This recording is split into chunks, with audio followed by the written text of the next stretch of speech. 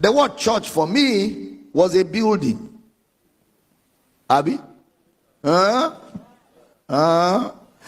for many people today, the word church is a building. That's why people will spend a lot of money to build a physical building and call it church.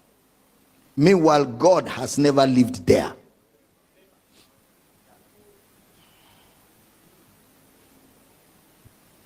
God has never lived there. You know, with the knowledge I have now, if I were to build a church again, I won't build. I won't build a church with the knowledge I have now. If we are to rewind the clock of time, I won't build this.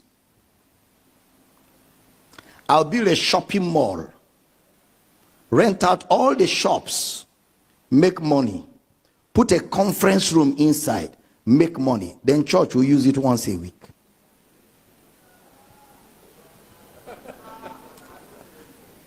If I was to reverse the clock of time, because this building is a waste. We only gather here on Sunday. Monday to Saturday is empty. Nobody is using the space. We could have been making money here all the week long. And on Sunday we use it for 5 hours and rent it out the rest of the day, still making money. And then we use the money for television broadcast. We use the money for radio broadcast to push the message to the people that Jesus wants to live inside. Because he's not living here.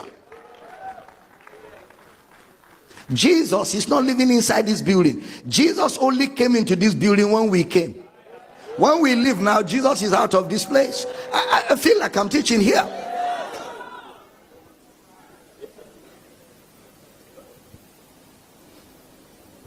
Why are you looking at me like that?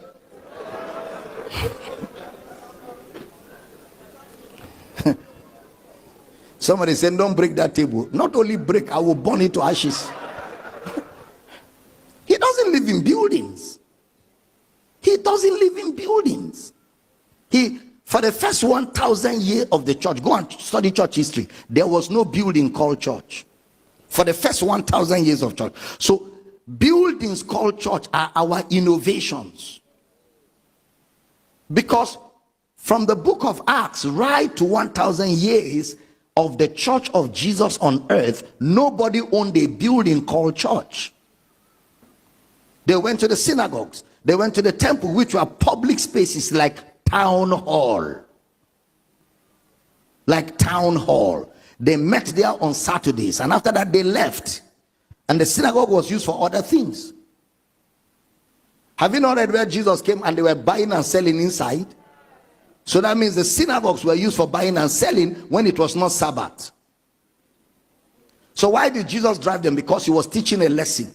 He drove them to say, look, a place called the church is not a place for merchandise. Buy bangle, buy olive oil, buy holy water, buy holy salt, buy holy rice.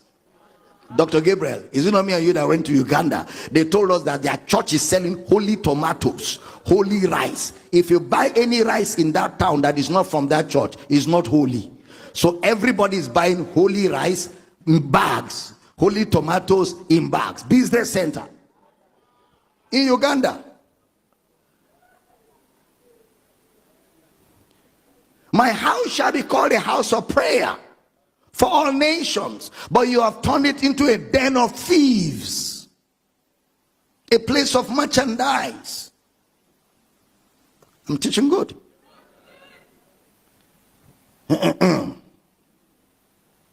So we used to think that the church is a building. So somewhere in your mind, you may not really know what the ecclesia is. And you know, most of us, what we have are the things we used to know. And it's difficult not to know them again because they've been long established in our minds. Just like the yellow book of Jehovah wickedness. Many of you till tomorrow, you see the pictures of Adam and Eve with a red apple. And a snake that is standing to talk.